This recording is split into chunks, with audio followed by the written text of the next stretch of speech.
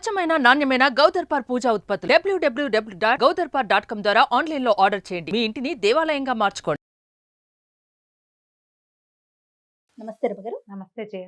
రమగారు, పండుగలు పర్వదినాలు అనగానే ఇవి ఎలా చేసుకోవాలి, పూజా విధానం ఏంటి, వీటితో పాటుగా కొన్ని సందేహాలు కూడానండి. కొన్ని అని చెప్పకూడదు, చాలా అని చెప్పాలి. స్వతహాగా నాకు వచ్చేవి కొన్ని, చుట్టుపక్కల నుంచి వినేవి కొన్ని, మన కామెంట్స్ రూపంలో వినేవి చూసేవి మరికొన్ని. ఇవన్నీ మేము ముందుంచుతాను. ఒకదాని తర్వాత ఒకటి మాకు అన్నిటికీ మీరు నివృత్తి చేయాలి. మీకు జయ ఎలా ఉంటుందంటే, ఎప్పుడు కూడా మీ ఇంట్లో ఏళ్ల తరబడి చేసేది మీరు చేస్తే, మా ఇంట్లో ఉన్నది నేను చేస్తా అంటే మీకు ఏ సందేహం లేదు, భయం లేదు, కాంప్లికేషన్ లేదు, సందేహ నివృత్తులు వ్యవహారాలు లేనే లేవు. మీ ఇంట్లో లేనివి మీరు చుట్టుపక్కల విని అలా చేయాలేమో, అలా చేయకపోతే కుదరదేమో అన్న భావాల్లోకి వెళ్తారు చూడు. అవును, అప్పుడు సందేహాలు వస్తాయి. లేదా కొత్తగా చేసేటప్పుడు సందేహాలు వస్తాయి. మన ఇంట్లోనే చేసుకున్నట్టు మేము ఎట్లాగే చేస్తాం, అంతే అంతే కదా. 100 మాటలు వింటే ఇది తప్పేమో, అది కరెక్టేమో, అలా చేయకూడదేమో, ఇలా చేయకూడదేమో, మీరు అన్నట్టుగా ఒక్కటే ఫాలో అయ్యామనుకోండి, ఒకటి కూడా ఓ గురువు గారినో మన ఇంటినో, అంతే అంతే. అప్పుడు ఏ డౌట్లు ఉండవు, మేము ఇలాగే చేస్తాం. మనకి ఏదో బ్రహ్మాండం పగలది పడాలి మన మీద, అది పడట్లేదంటే మనం ఈ చేసే తప్పు అనిపిస్తూ ఉంటుంది. ఒక్కొక్కళ్ళని వింటాము, చేయకూడదు అని చెప్తారు. అలాంటి శాస్త్రం లేదమ్మా ఎక్కడా కూడా. ఇలాగే చేయాలని లేదు. నీ భక్తి ప్రధానం, అదొక పాయింట్ ఎప్పుడు మనసులో పెట్టుకుంటే మనకి ఏ ప్రాబ్లం ఉండదు. సరే, సందేహాలు సంధించండి. రెడీ. ఫస్ట్, గణపతిని ఏ రోజు తెచ్చుకోవాలి? పండగ రోజు తెచ్చుకోవాలా, ముందు రోజు మన ఇంట్లో నిద్ర చేయించవచ్చా? ఇవి ప్రాంతీయ ఆచారాల ప్రకారం ఉంటుంది. వీళ్ళు ఏ సంతకో ఎక్కడికో వెళ్ళి, వేరే ఊరెళ్ళి, అక్కడి నుంచి ఓ ప్రతిమని, ఓ గొడుగు, పాలవెల్లి, పత్రి ముందు రోజే కొనుక్కు తెచ్చుకోవాల్సిన పద్ధతులు ఉన్న చోట ముందు రోజే. మన ఊళ్ళోనే వడ్రంగి పని చేసే వాళ్ళు మట్టిని ఇది చేసి పదును చేసి పెట్టుకుని అప్పటికప్పుడు అచ్చు తీసి ఇస్తారు గణపతిని. మట్టి గణపతి అది ఆ రోజే పొద్దున్నే స్నానాలు చేయడం, తలంటి పోసుకుని పరిగెత్తుకుంటూ వెళ్ళి మేమైతే అలాగే తెచ్చుకునేవాళ్ళం. మాకు పెద్ద టేకు చెట్టు ఉండేది, కాలేజీ గంగానమ్మ పెరడిని ఆనుకొని, దొడ్డిని ఆనుకొని పెద్దగా టేకు చెట్టు ఉండేది. ఆ టేకాకు మీద పెట్టించేవాడు ఆయన. వడ్లబత్తులు, ఆయన పేరు వడ్లబత్తులు, వాళ్ళ పేరు వడ్డాబత్తులు అలా అనేవాళ్ళు. ఆయనే చేసేవాడు ప్రతి పండక్కి. ముందు రోజు ఏదో మట్టి అది తొక్కి బాగా పదును చేసి పెట్టుకునేవాళ్ళు. మనం పిల్లలు వెళ్ళేసరికి ఒక్కొక్కళ్ళకి మా ఊర్లో మొత్తం కలిపి 25-30 ప్రతిమలు చేసేవాడేమో, అంతే 10 ప్రతిమలు చేసేవాడు. ప్రతిమే తెచ్చుకోవటం. ఇప్పుడు మనకి ఇలా అప్పటికప్పుడు అచ్చు తీసినవి కనపడతాయి, రేర్గా ఉన్నాయి. మట్టితోటి తయారు చేసి కొంచెం ఆరబెట్టినవి దొరుకుతాయి. అది ఎప్పుడు తయారైనా మన ఇంట్లోకి మాత్రం మనం పొద్దున్నే తెచ్చుకోవటం. మన ప్రాంత ఆచారం ఇదైతే ఇట్లా. ప్రధానంగా నేను చెప్పానని కాదు, నేను ముందు చెప్పిందే నేను మళ్ళీ చెప్తున్నా. మామూలుగా మీ ఇళ్లలో ఏం చేస్తారు చూడండి. మీ ఇంట్లో ఏం లేదు, ఎప్పుడు తెచ్చుకోలే, ఎప్పుడు చేయలే, ఎప్పుడు బయట దేవుళ్ళ పండగలే ఏమంటారు, మన వినాయక చవితి పందిళ్ళే చూశారు. ఈ ఏడాది మీరు కూడా తెచ్చుకోవాలనుకుంటే కనుక ఫ్రెష్ మట్టి గణపతిని తెచ్చుకోండి. మట్టి గణపైనే పూజించండి. ఎకో ఫ్రెండ్లీ థింగే మంచిది. రంగురంగులు వేసిన గణపతిని మనం షోకేస్లో పెట్టుకోవచ్చు. ఈరోజు అర్చనకి భాద్రపద శుద్ధ చతుర్థి నాడు గణపతి పుట్టినరోజు నాడు ఆరాధించేది. ఆయన ఏదో ఒక మృణ్మయం, అంటే మట్టి ఒంటికి రాసుకునే నలుగు పిండితోటి తయారు చేయబడ్డాడు. ఆ పిండితోటి మనం చేసుకోలేకపోతాం, అవును, చేత కాదు మనకి.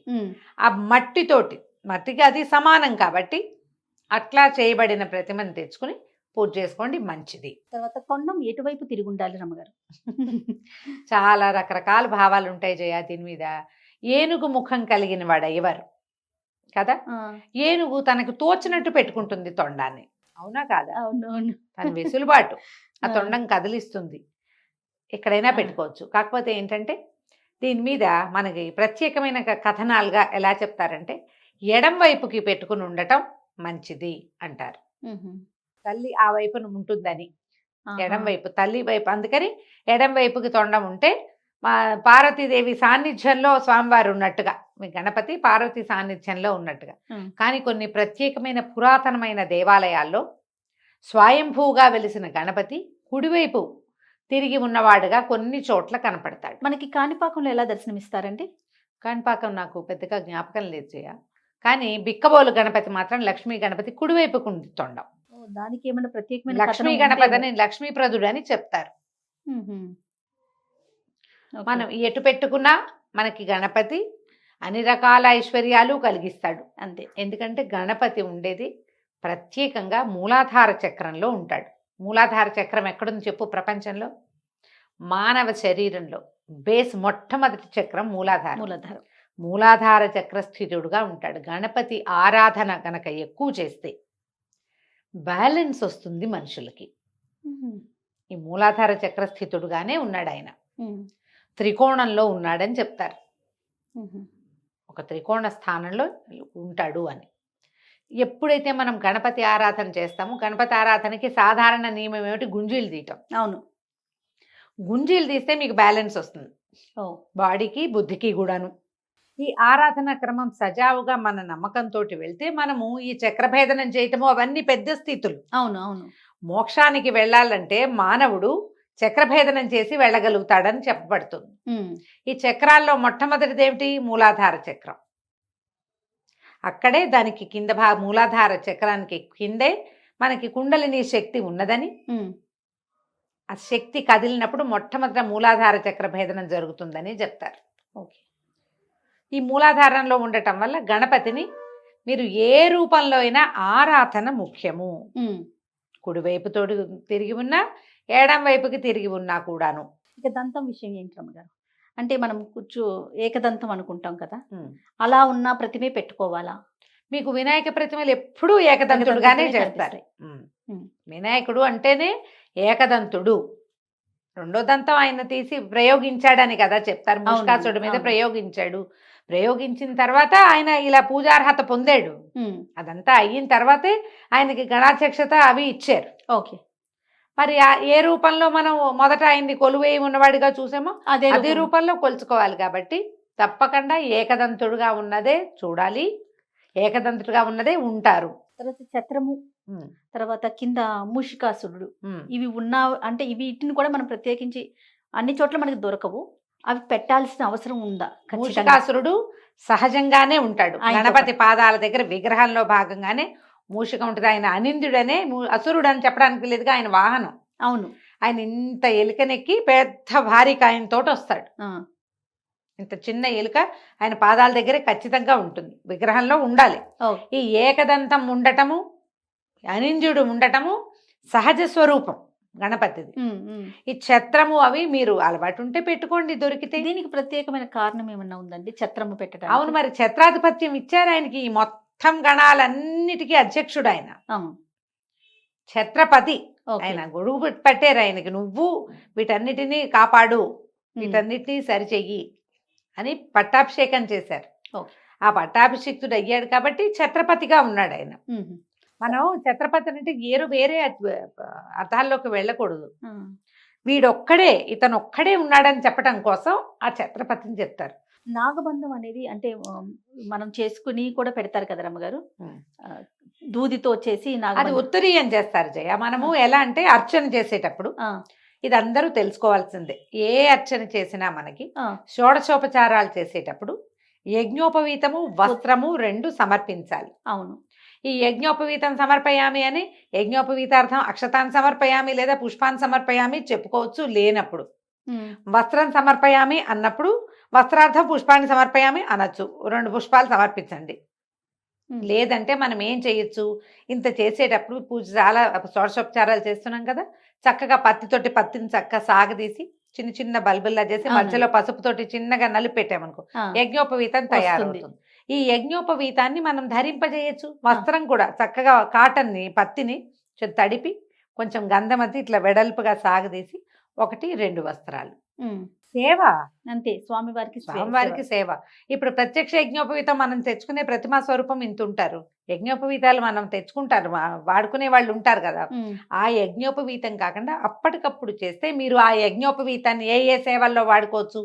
మీరు శివరాత్రి అప్పుడు శివుడికి షోడశోపచారాలు చేస్తే ఇదే యజ్ఞోపవీతం వస్త్రం సమర్పయాలి, చేత్తో చేసి సమర్పించుకోవటం. అమ్మవారి షోడశోపచారాలు చేసినప్పుడు సమర్పించుకోవటం. ఆ వస్త్రం అనగానే ఒక ఉత్తరీయము, ఓ చీర జాకెట్ అవి సమర్పిస్తాం. మ్మ్. వినాయకుడు కూడా ఒక పంచా ఉత్తరీయము సమర్పించవచ్చు బ్రహ్మచారి కాబట్టి. ఉమ్, మీరు అలా కాదనుకుంటే ఇలా వస్త్రాన్ని కూడా సమర్పించవచ్చు. మళ్ళీ వీటిని ఏం చెయ్యాలి అని డౌట్ వస్తుంది. నిర్మాల్యంతో పాటు వాటిని కూడా పంపించేసేయచ్చు. పంపించేసి సహజంగానే నాగబంధంతో ఉంటారు కదా ఉంటారు. స్వామి ఆయన కథలో. ఉన్న అలంకారాల్లో అదొక అలంకారం ఆయనకి. ఓకే. ఇక అది అక్కడే ఉంటుంది. తర్వాత పూజ సమయం అప్పుడు మనం ముందుగా గౌరమ్మని ఉమ్. తయారు చేసుకుంటాం కదా, దాన్ని ఏం చేయాలి రమ్మగారు? ఇప్పుడు గౌరీ అంటే ఈ వినాయక పూజ చేసేటప్పుడు ఆయన్ని గౌరీ ఆరాధన చేసే పద్ధతి కూడా కొన్ని చోట్ల ఉంటుంది. ఆ, మనం గణపతినే చేసుకుంటాం. గౌరీ రూపంలో. ఇప్పుడు గౌరిగా నువ్వు నిలబడితే గౌరీ, ఆ, గుండ్రంగా చేస్తే గణపతి అని కొన్ని ప్రాంతాల్లో. కాదు, గుండ్రంగా చేసిందే గౌరీ, పొడుగ్గా చేస్తేనే గణపతి అంటారు కొన్ని ప్రాంతాల్లో. ఆ, గౌరిని గణపతిని ఇద్దరిని పెట్టరు, ఒక్కరిని పెడతాము.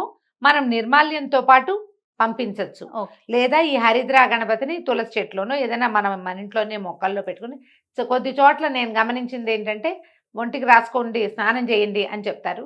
ఈ పూజ చేసిన గణపతిని పూజ చేశాక మన ఒంటి మీద నుంచి ఈ బాత్రూమ్ మోరీల్లోకి పంపించడం అనేది ఏమంత అనిపించలేదు. నచ్చలేదు నాకు, ఓ, వద్దనిపించింది. నేనేం చేస్తాను, నేను చేసే పని చెప్తాను.